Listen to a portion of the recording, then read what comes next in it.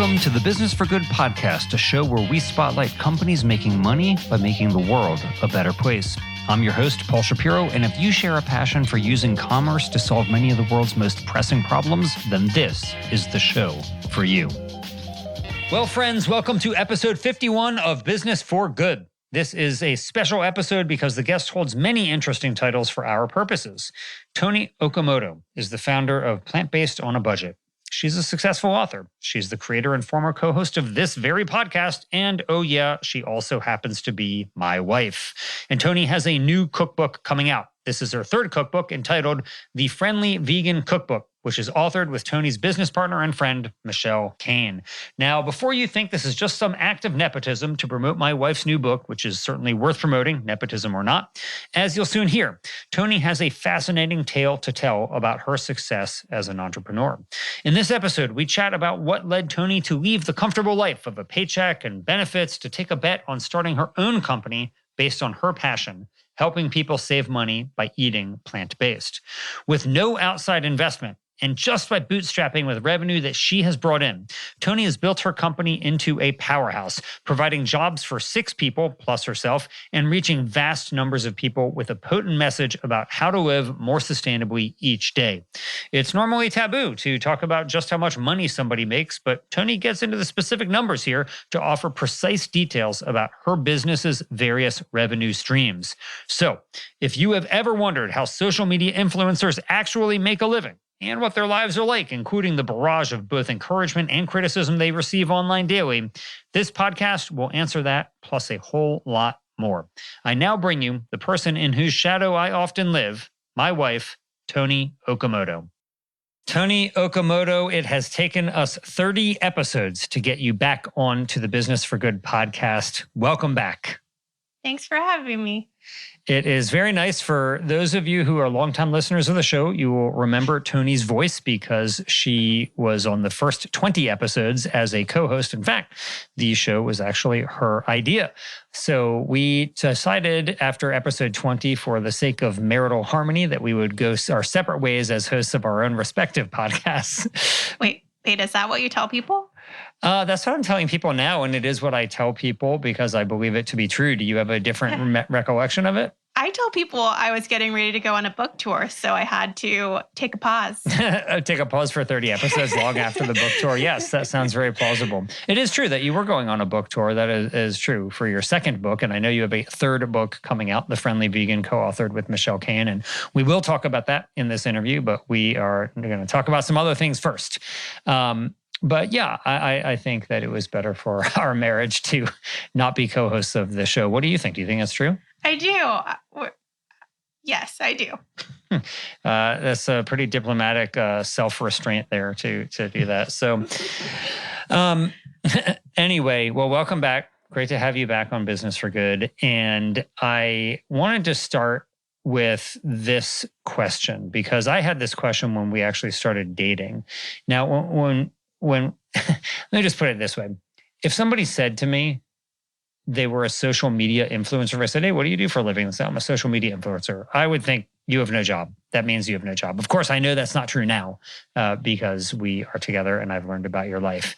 But that's what I would have thought originally. And in fact, you were making essentially no money doing this when we first met. So it would have affirmed my bias back then. But what do you tell people? Like even today, what do you tell people you do for a living when they ask you? Well, you're not alone in thinking that being a blogger or influencer is not a job because my parents said the same thing when I told them that I was going to leave a world that provided me with benefits to be a full-time blogger. They said that's not a job.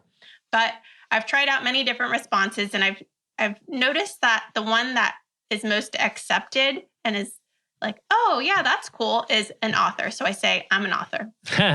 Well, it is true that you're an author, but I don't think it's like the main source of your income, and we'll get into your revenue streams later, but your authorship is not the primary source of your revenue, is it?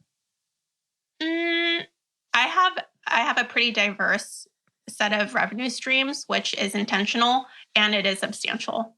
Yeah, I know it's substantial, and we'll talk about the specific numbers too. We're going to get into how my wife makes money in this episode. Don't worry. But it certainly doesn't seem to be the biggest use of your time from my own perception of what you do. I mean, when you're in book mode, it is, but most of the time you're doing other things. Like, what are you doing? Like when I go to work, what are you doing all day? It doesn't seem like you're writing books all day. Well, besides baking cookies and playing with our dog, I do spend a lot of time working on my books. I've been writing books since 2016 now. This is my third one. But in addition to that, I also manage a team of people, and I work with brands in an ambassadorship program where I promote whatever they want, whether it's their newest product or how to use it or where to find it. I also am a content creator. So I develop recipes, write articles, post on social media, and things like that. When you say you work for a team, how many people work at Plant Based on a Budget now? Right now, it's 6 in addition to me. Okay, cool. So there's 7 people making money from this brand, and you've never taken outside investment, right? It's all from the revenue streams that you're pulling in. Correct. Cool. Well, I can't wait to talk about how you have built this to a team of 7 people, yourself included. But before we even get there, what do you tell people? When people ask me, like, what is Plant-Based on a Budget? Sometimes I struggle. I'm like, well, it's a website, but check out the Instagram account. That's where they're biggest. And then I'm like, oh, no, actually, look at them on Facebook. Well, it's actually the name of her cookbook. Go out and buy Plant-Based on a Budget, the cookbook. What do you tell people? What's Plant-Based on a Budget? It's a variety of resources, including free recipes, meal plans, social media, a book, a podcast that help you become plant-based on a budget. It's for cost-conscious people. So how would you describe the mission of this company then? To help cost-conscious people eat plant-based without a worry. Yeah, because a lot of people, when they hear plant-based or they try it out, many times you hear them saying, well, it just costs so much more, right? Like, I don't have the finances to be able to afford to go plant-based. But I know from looking at your meal plans and from having participated in your meal plans before that actually, not only can it be cost-effective, it can really save you a lot of money. Like your meal plans, how much money are people saving? Like, what does it cost to get 25 meals on there? It's about $25 a week for food to feed one person. Sometimes I've heard that people were able to feed 2 people on that $25 per week. So by per week, you mean 21 meals for $25? Correct. Yeah. So what's that come out to per meal? It's like a little over $1.20. So you're basically saying you can eat a fulfilling meal, every meal for $1.20? Right. Wow, pretty impressive. Okay. Well, I have actually done the Plant-Based on a Budget meal plan and challenge, so I know that it is possible, but it has some snacks in there too. Is that included in there? We have a companion meal plan that is 4 snacks. Oh, okay. Well, yeah, I thought it was meals plus snacks. Is that not right? It's 3 meals plus snacks? It is in addition to that. So we say if you have an extra $5 to prepare all of your snacks for the week, that's the budget. Ah, okay. Got it. So if I want to take $5 out of our dog Eddie's food budget for the week, I can get some snacks myself. Okay. So that's the mission of the company, but how did this all get started? Like, I mean, when you were a kid, is this something that you cared about? Was it like you were thinking about saving money or eating healthy or anything like that? No, it has grown over time. I grew up in a family, to take it way back, take us back. My dad was 19 when I was born and went to the Navy, and I lived with my grandparents. And my grandparents were retired. My grandma is full Mexican. My grandpa is full Japanese. And it was a real interesting experience growing up with the blend of both cultural foods in my life. And I enjoyed fresh food. I enjoyed what my grandma cooked from scratch. But when I moved over to my dad's house when I was 11, I lived the bachelor life with my dad. I ate hot dogs with canned chili. I ate frozen meals, ramen, instant ramen. I ate mac and cheese and things like that. And the older I got and the more I learned about food, the more I realized how much my family was suffering from diet-related issues like type 2 diabetes. I had an aunt who had multiple amputations and it ultimately claimed her life. I had an uncle who was only 40 years old and had a heart attack.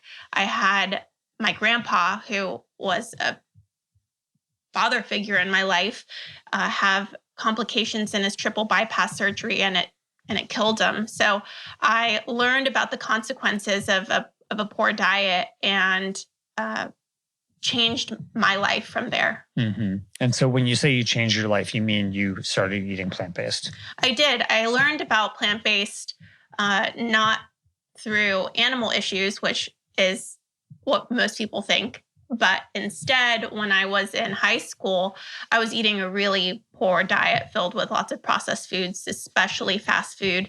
And I was running track at the same time, and it was making me sick. And my coach asked what I was eating, and I told him. I mean, I talk about every single day. And he suggested that I cut back on fast food and that I cut back on red meat. So I started cutting back on red meat. And when I moved out of my parents' house, I became a full-on vegetarian. My parents were not really thrilled with the vegetarian thing. Mm-hmm. They thought I was a radical leftist hippie when I told them that I wasn't going to eat red meat anymore. So I waited until I moved out, and then I became a vegan in college. The first time I went to college, which was when I was 19, 20, I became vegan. When you say first time, because you didn't graduate and you went back like a decade later and did graduate. That is right. Right. Yes. Well, so a lot happened during that time between when you first went to college and became vegan and then went back a decade later. So let's talk about that. You started working at pretty much like low-level jobs at animal protection charities. And then at some point you get this idea that you should start this blog, right? What happened? It was a lot of what I was just explaining about how my family was really suffering. And I had this activist mindset. I had been working in the animal protection space, wanting to do more to help animals, to help the environment, and to help my family. So I started compiling my family's favorite recipes. I recruited some friends to share their family's favorite recipes as well, and went from there. Mm-hmm. Well, when we met, the first time we met, you informed me that we had actually met a few years earlier, and I had no recollection of it. Fortunately, I was honest and just said I had no recollection of it. But I remember digging my grave a bit. I think you had said we had already met, and I told you, oh, well, I'm sorry, it must have been like some brief thing. You're like, no, actually, we met 3 years ago at a concert. And I remembered being at the concert, but I didn't remember meeting you. So I just told you that. And then what did you tell me after that? I said, I also added you on Facebook and you'd never added me back. Yeah. I was really digging my grave. Yeah. After I confessed to not remember meeting and then ignoring a Facebook request. But anyway, shame on me. But in the end, it worked out. But when we first met, you were working at an animal protection group and you had started this blog on the side, but it wasn't something that you were really thinking about as anything other than basically a passion or a hobby on the side. Certainly not something that you would ever make a living from. So what led you to take that dive and decide that you were going to leave the more comfortable world of a salary and benefits and go start your own company? Well, unfortunately, I was let go from that job, and I thought I would interview at different animal protection organizations, and I started to. I was interviewing with some of the top organizations, and the process was so long. It was months long of interviewing with multiple people that I started focusing my attention full-time on plant-based on a budget. And my friend Michelle, who's now my business partner, she had left her job 1 year prior and started doing what is World of Vegan, her website, full time. And so she was really encouraging me. She was saying, you can do this. If I can do this, you can do this. And so that was very helpful. And then also you, while everybody else was looking at me like I was insane, considering doing a blog full time, Michelle and Paul were the two people who encouraged me to continue on. That is very nice of you. I do remember encouraging you to do it, although I do think I also might have thought that you were insane. But I thought, why not give this a try? Start your own company rather than trying to work for somebody else's nonprofit organization. Why not make some money doing good in the world? And, look at how far it's come now. That was a big year for me. That was late 2016. It was the year I decided to go back to school. And that was also the year I started doing Plant-Based on a Budget full time. Yeah. And when we became a couple, which was like in 2017, I remember thinking like, well, we'll see if this thing really can work or not. But you were going back to school and you were trying to get your college degree. And so that was a big deal for you, was trying to do this company while at the same time also earning your college degree as somebody in your 30s, which I really admired that you were going back and trying to do that. I graduated when I was 30. Okay, so you were 29 at that. You can see how marriages work, that something like that gets brought up. So did you ever dream back then that this would be like your full-time profession, that it would be actually providing you with a lot of revenue? When I started, no, I was working with a mutual friend of ours. His name is Paul Schwartz. The way it started for me was I created a Patreon account. I had no money. I was dirt poor and had little savings. And I started a Patreon, which is a platform which allows people to sponsor your work. So if you enjoy a content creator online, you can give them $5 a month or $10 a month or $100 a month. And our friend Paul Schwartz donated $12 a month to help me fulfill my dream of being a blogger. And I wrote him a thank you note, and I told him, thank you so much. I appreciate you. This means so much that you have faith in me. And he said, yeah, I've done a bunch of business stuff. If you ever have any questions, let me know. And I took him up on it. I was talking to anybody who would listen to me, or I'm sorry, who would share their experience with me about business. And he was one of them. I chatted with him the first time for 2 hours. Then he offered to do some modeling with me to create a 1 year, 3 year, and 5 year plan, to do a SWOT analysis. And tell people who don't know what a SWOT analysis, what it stands for. It is strengths, weaknesses, opportunities. Paul Schwartz is going to be so sad if he listens to this. And threats. Yeah. No. Yeah. Paul, I'm sorry. Sorry, Paul. The apple fell from the tree. I would have gotten it. All right. So Paul was helping you out. Yes. And I remember we had to, in the first year, we came up with how much money I would like to make in 1 year. Then in 3 years. And I remember at 5 years, he wanted me to make $70,000 per year. And I thought you could say out a bajillion dollars. That's what he could have written down, because that's how extreme I thought $70,000 per year would be. Well, that's funny, considering what Plant-Based on a Budget is doing now, which we'll get into for sure. So let's chat about that. What are the revenue streams for Plant-Based on a Budget? I remember is it the first one really was the meal plans? Is that right? Well, I did some things I didn't want to do in the beginning, and they were very off-brand, but I had no money. So the very first time I made money, someone wanted to promote their baby strollers and baby bags on Plant-Based on a Budget, and I didn't have any money. So I said, of course, they want to pay me $200 to promote some baby stuff. You mean as an ad on the website? Yep. Mm-hmm. My website has nothing to do with babies, but still I did it because I needed that $200. But after that, I started creating meal plans that were premium meal plans and selling them for $5. I co-authored them with Michelle Cehn. And how many customers did you get at $5 a piece for these meal plans? Over time, we have done very well. I would say we're over 15,000 customers or somewhere around there. So over 15,000 paying customers, some of whom are buying more than one meal plan, because there's more than one that you can get, right? There's a bundle, and the bundle is up to $30. Right. So you have started this company. You are now at over 15,000 paying customers just for the meal plans. But what are the other revenue streams that you have? Well, listening to different podcasts in the beginning was really helpful. And I remember listening to Pat Flynn's Smart Passive Income podcast, and I learned the importance of diversifying your revenue streams and creating passive revenue sources.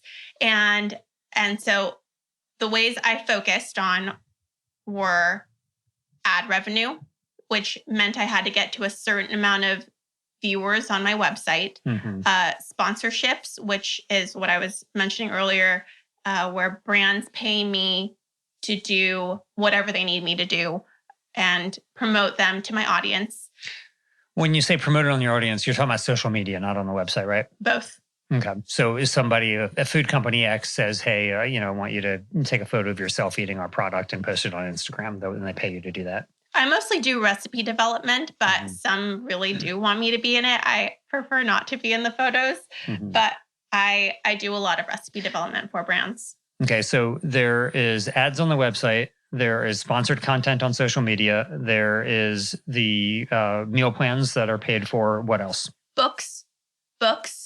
And I do affiliate marketing as well. What's affiliate marketing? It's when I get a cut. If I refer a customer to another company, they give me a cut of that subscription or purchase that someone makes.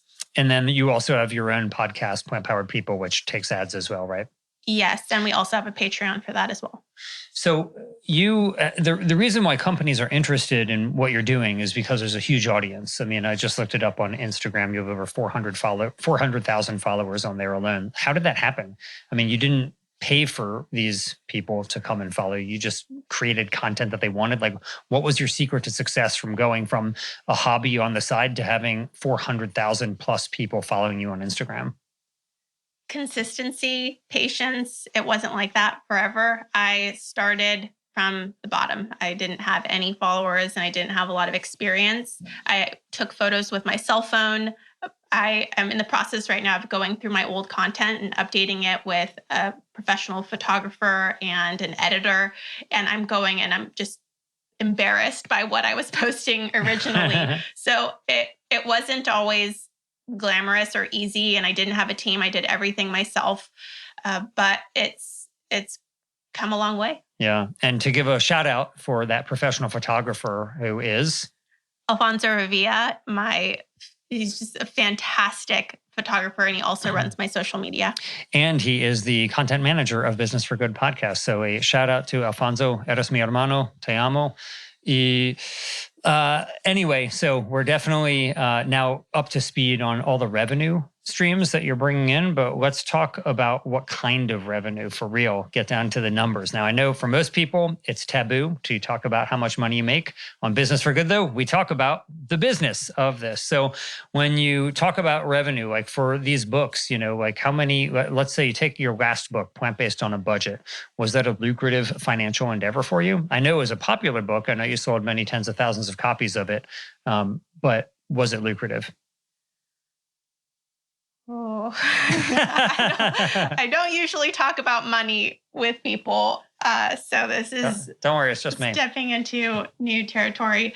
But I will say, I wrote a book before. I wrote a book before Plant-Based on a Budget, and we'll start there. Okay. What's the name of the first book? The Super Easy Vegan Slow Cooker Cookbook. Okay. And someone approached me to write this book. It was not my idea, and I wrote it, and I was really excited. I got paid, I think maybe $2,500 to write this cookbook. And I thought, wow, $2,500 is amazing. And I didn't realize how much work it would be. It would take months of my life. And that book was not the traditionally published timeline, which is years of writing. It was a fast turnaround. So I think I had maybe 3 months to write a whole book. So for 3 months of work, full time, I got paid $2,500, maybe $3,000 at most. But again, I had no money. So that was very meaningful to me. And I ended up selling somewhere around 70,000 plus copies of that book. Which in the book world is a huge number. That's like, 69,000 copies more than what a lot of books would probably go for. And I just didn't get paid very much money, and I didn't know any different. And then when I went to Ben Bella, who's my current publisher, when you had an actual agent to represent you. I got an agent. I had no idea how to do it. I started Google searching. I was looking up forums from 2002 to figure out how to find an agent. Got an agent, pitched my book idea, which was plant-based on a budget, and got one offer. And I was disappointed that I only had one offer. And I really had to believe in myself because I had two options. I had the option of going and of receiving a $20,000 advance and taking a 15% royalty, or not getting any advance and getting 50% of profits. 50 of profits. And I had to believe in myself. And the publisher, his name is Glenn, he said, you really have to believe in yourself. You have to think like a business person if you're going to take this option, because it is going to be a lot of work on you to make sure that you are selling enough books for it to be the better deal than taking $20,000 up front. Mm-hmm. And I did it. I took a bet on myself. I said, I believe I can sell 100,000 copies. Mm-hmm. And I'm still working my way there, but it has proven to be good so far. I've only gotten 1 year's worth of money, and I made about $57,000 in the first year. Great. So in other words, if the listeners of the show want our dog Eddie to keep eating, go order a copy of Plant-Based on a Budget right now and get Toni above 100,000 books sold. Well, that's great. And so then, but that's not your biggest revenue stream, right? It's like it's a substantial, but not your biggest revenue stream from, was the sponsored content a bigger stream there? Yes. Right. So what portion of your content that you're posting on social media is sponsored versus not paid for? I would say the majority is not paid for. I try to give one new free recipe per week. So I create a new recipe every week to post on Plant-Based on a Budget. And we have sponsored posts maybe 3 times a month, maybe 4. Oh, okay. So it's well more than the majority. Yes. And that's on the blog. So on the blog, we have a lot of free content, but on Instagram, I'll do Instagram stories where I'm talking to my audience on video saying, hey, check out this new product. I'm at Walgreens and they have this awesome vegan new cookie. And so that's how I do sponsored content that's not on the blog. And sometimes it's on our newsletter. Sometimes it's on Facebook. There are lots of different ways to be sponsored. Okay. Well, in terms of your next business venture, you have a third book that is coming out. What date does it come out? October 27th. October 27th, 2020. And it is co-authored with your friend and business partner, Michelle Cehn, who, as you said, runs a brand called World of Vegan. So what's it like to write a book with one of your close friends? I mean, what is the business partnership like? I know what it was like to try to co-host a podcast with my wife. What's it been like to try to co-author a book with your closest friend? Well, one of your closest friends. I don't want to denigrate any of your other close friends on the show who might be listening, but with one of your closest friends. Well, I'd like to rewind a little bit because this is not the first project that Michelle and I did together. We have worked together for hundreds of hours, and we have an LLC formed together. We have a podcast, a meal plan, lots of videos. And so it wasn't just the book that we started working together, and we worked out a lot of the kinks early on. I would say even when you're in the happiest, nicest, loving friendship, I do have a business mind. We have a contract in place. We had lawyers look over our legal documents. We have an LLC formed. And in addition to that, we have rules in our friendship, in our relationship as business people. We make sure to talk about anything that is bothering us immediately so it doesn't fester. Here's one thing that she does for me. She never edits over my writing. She'll always suggest, and we learned that the hard way. You mean in Google Docs, she'll only offer suggestions rather than just edit into it? Yes. Yeah, all right, that's good. Yes. So that's a true sign of respect. Yes, little things like that we've worked out in advance. And so when we got to the book, it was just wonderful. I loved working with Michelle. We had some challenges in our personal lives, and we're in a pandemic right now, and that's a an interesting obstacle to experience while you're coming out with a book. But it has been very wonderful, and I'm grateful for her, for everything she brings to the Friendly Vegan Cookbook and in my life personally. That's great. Okay, so what is the Friendly Vegan Cookbook? The Friendly Vegan Cookbook is the ultimate vegan cookbook. There's hundreds and hundreds. This is obviously by far the best one ever. Why is it so friendly? What makes it friendly? Well, one, we're friends. Two, we have a friendly approach to plant-based eating. There are lots of different ways to communicate about eating a plant-based diet, and we have chosen to be very enthusiastic, to celebrate every meal that's plant-based instead of saying it's an all or nothing thing. We welcome people where they are and clap for them when they choose a plant-based meal.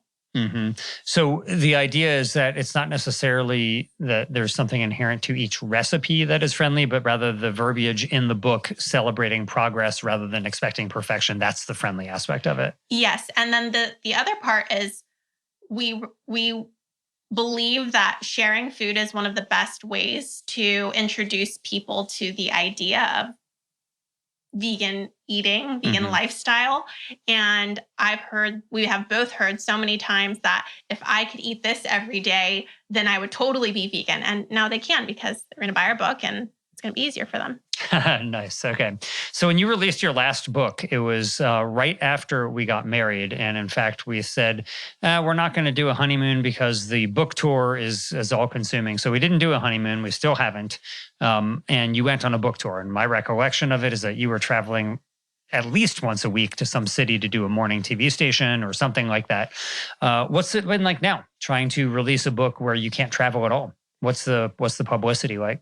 First, I'd like to give a shout out to my loving husband, who I was married to for 6 days before I said, peace out. I'm traveling every week for the next 6 months. So thank you for that. And then when I got home, I started writing the Friendly Vegan Cookbook, and I just appreciate all the love and support that you constantly give me. So there's that. But to answer your question, Michelle and I have had to be really innovative and look for virtual opportunities. We've invested a lot of our time in podcasts. We have a wonderful person who's pitching us. You mean pitching yourselves to other podcasts, not in your own podcast?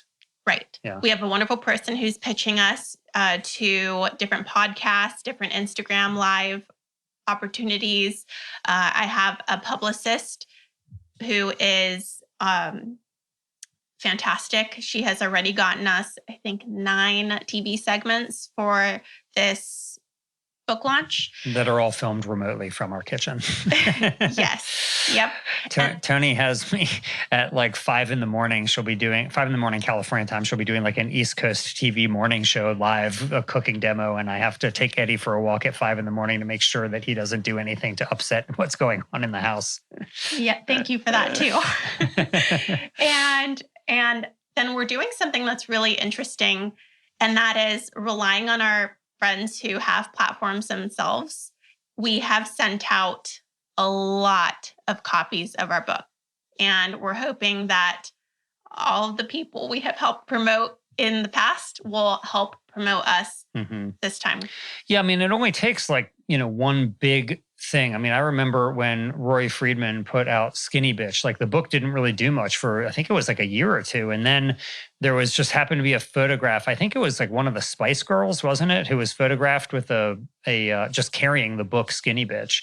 And then it got launched into being a national bestseller just because of that. And so, for you in the era of Instagram and people who are very famous online, it can just be like, one person, the right influencer who can promote the book that could really make a difference for you, right?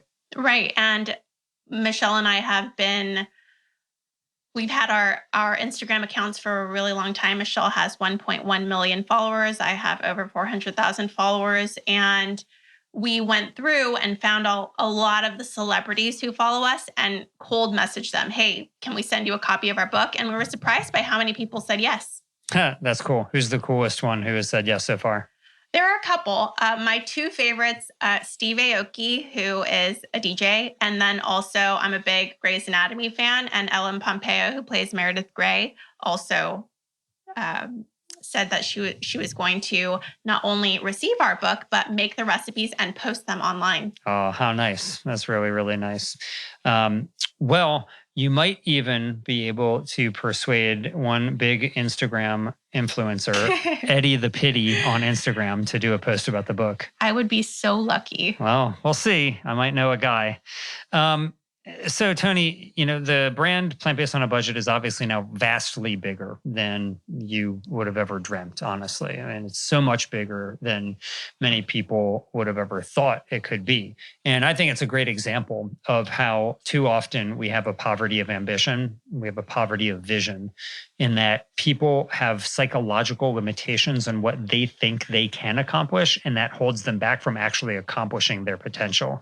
And I've been extremely impressed by watching you build this company from nothing to something that now is employing 6 people. And, you look at many of the companies we have on this show, and they're raising millions of dollars in venture capital from investors, and they're not selling anything yet. I mean, many of them have really cool ideas, they're doing cool science, yet you have created a company that just bootstrapping with revenue. It's not like you were, putting your own cash into it. It's just bootstrapping with revenue that you were making now is really a force and doing a lot of good in the world. So if this is bigger than what you would have imagined a few years ago, what do you think about for your hopes for the company, let's say a few years from now? Like, where do you think Plant-Based on a Budget will be when we come back on the show in 2023? There's so much happening in social media, and I would love to explore all of the different ways to promote our content using social media platforms. I don't do much on Pinterest. Instagram now has Reels, but who knows what they're going to have next year, and who knows what social media platforms will exist. TikTok didn't exist last year, and now it's all the rage. So we're trying to keep up. If I had all of the money, I would invest more in the technology part, making sure that whoever is in that position would explore it to the max so that we can be creating the best content for people that's going to get them really inspired about plant-based eating. Mm-hmm. So how do you manage to stay relevant? I mean, there's so many different vegan food bloggers and influencers out there. Like, how do you manage to stay relevant and not just get subsumed in this sea of influencers or people who are trying to be influencers?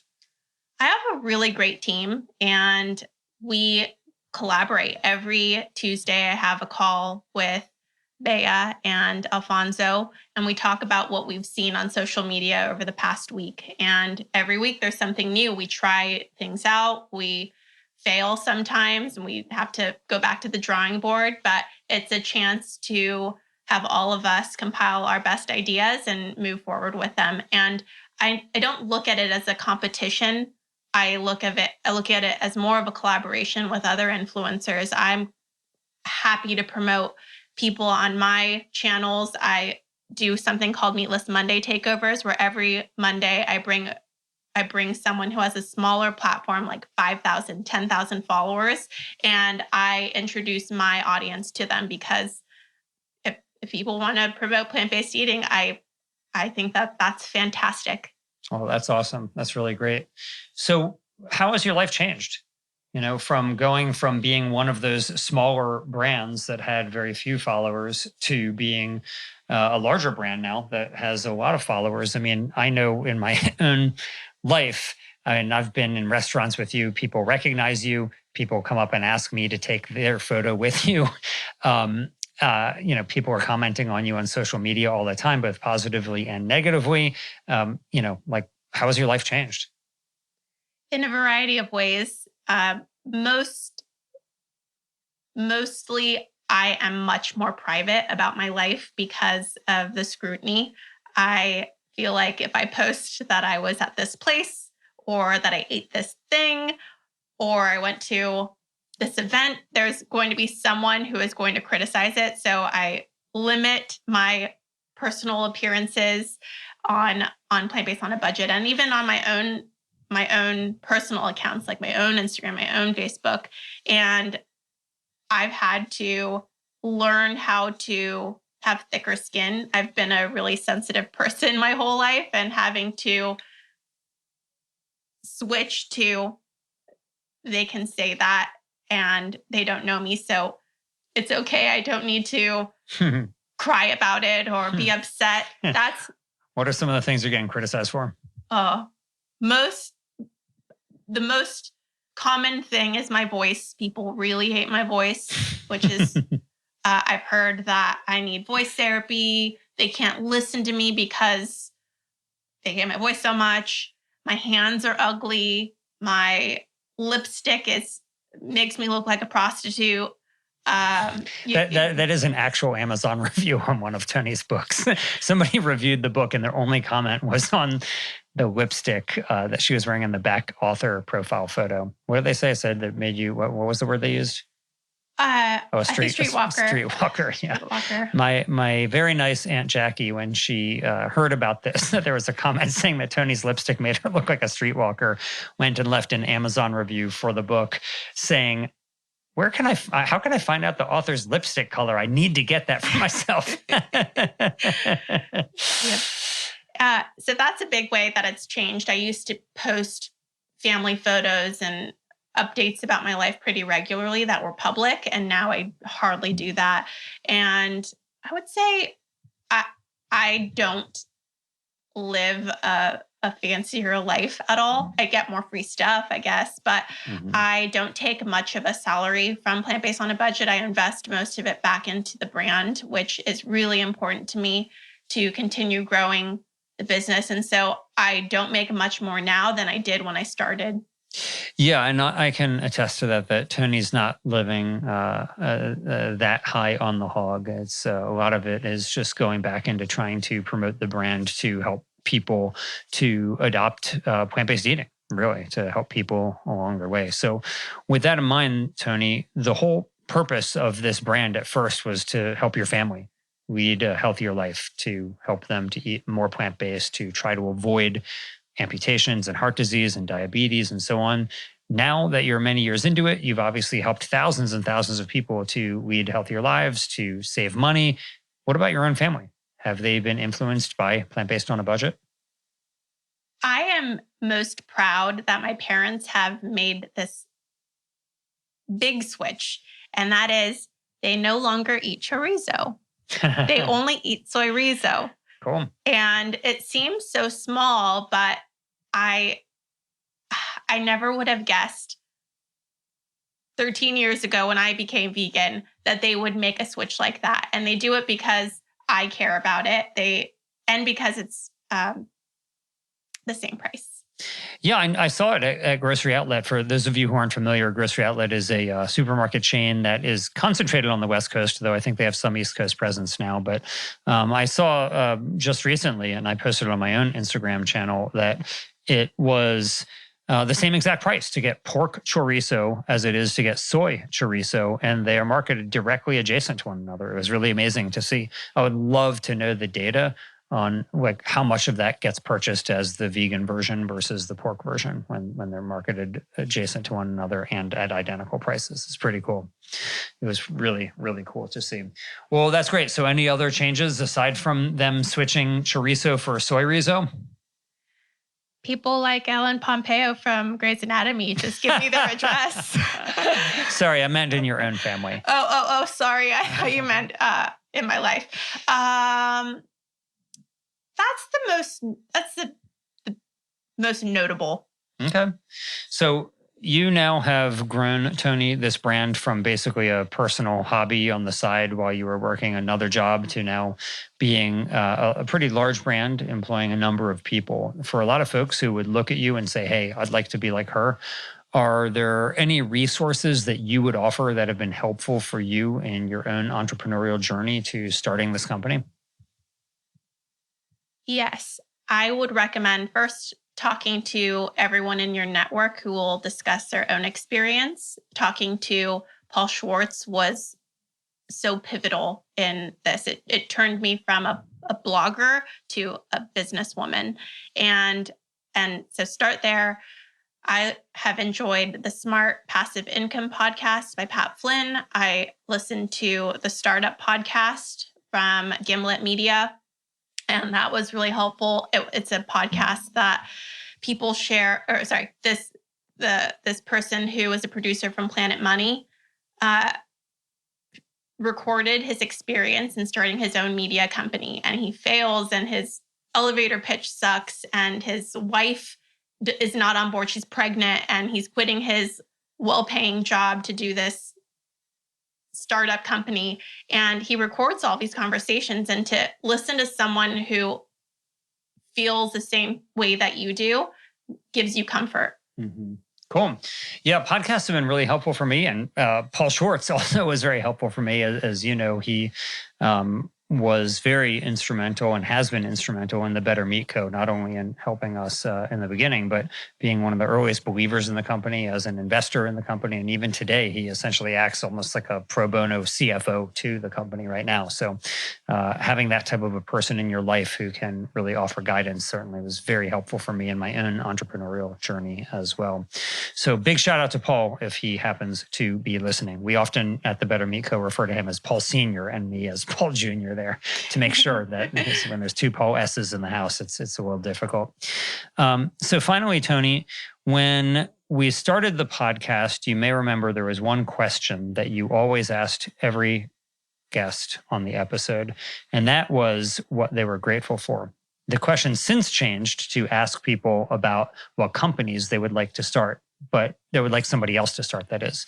In your honor, though, I will return first to your question and ask you, what is one thing, Toni, for which you are grateful in your life? I'm really grateful to have an incredible support system. My husband, my dog, my parents, Michelle, my close friends, everyone is always supporting me, even if they disagree with my choice, even if it's I'm quitting a comfortable job to be very, very dirt poor. I remember that when I started Plant-Based on a Budget, I didn't have any money. So the way I hung out with my friends really changed. I couldn't go to dinner. I couldn't do anything that cost money. And so we would go on walks and we would make food at my house. And I really, really appreciate those people who helped me when I had nothing. Mm-hmm. Yeah, it's always easy to know who your friends are if they're your friends when you're down. Everybody wants to be your friend when you're up, but you can see who your real friends are if they're friends with you when you are down. And you have really come a long way. And I know many of those friends myself, and they really are great friends to you and great friends to have. So you will not get off the hook, though, Toni, for the question that gets asked to all the guests now, which is, what companies would you like to see somebody else start? You're obviously busy doing Plant-Based on a Budget. You want to grow it and do even more. But what do you wish existed that doesn't exist? As an avid listener of the Business for Good podcast, I've really been racking my brain for what I would answer or how I would answer. And I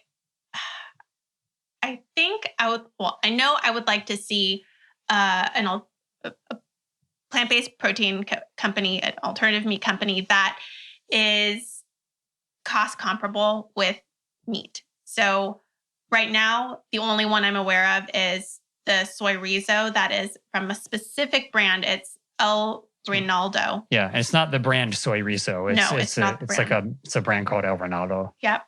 And that's the only plant-based meat where I go to the meat section where it is, and it's the same exact price as all of the meat versions. And so if I had one company, I would like to see maybe a ground beef or a chicken nugget. Well, considering that beef is a lot more expensive than chicken, I think it would be a lot easier for folks to compete on cost with beef than with chicken. But even Beyond Meat, with all the money they have, is still sold at multiples over the cost of conventional beef. Not like 30 or 40%, but like 300% more expensive oftentimes than just conventional commodity beef. They have a goal, I believe. I heard their executive chairman say by the year 2025 they want to be cost comparable to commodity beef. But it's hard to get there, especially with the ingredients that are available to plant-based meat companies now. So if you have a way to make plant-based meat in a really inexpensive way, Toni Okamoto is promising here and now that for free, she will promote your brand on Plant-Based on a Budget. That is the truth. I'll do it. All right, you have it here. That's a lot of valuable free marketing for you right there from Plant-Based on a Budget. So Toni, the book is called The Friendly Vegan, with you and Michelle Cehn as the co-authors. Go out and order it now. You can get it where? Go to friendlyvegancookbook.com and you'll find all of your favorite book stores listed. Okay, very good. Welcome back to the Business for Good podcast, Toni. Maybe in another 30 episodes, we'll have you here again. Thank you for having me. Thanks for listening. We hope you found use in this episode. If so, don't keep it to yourself. Please leave us a 5-star rating on iTunes or wherever you get your podcast. And as always, we hope you will be in the business of doing good.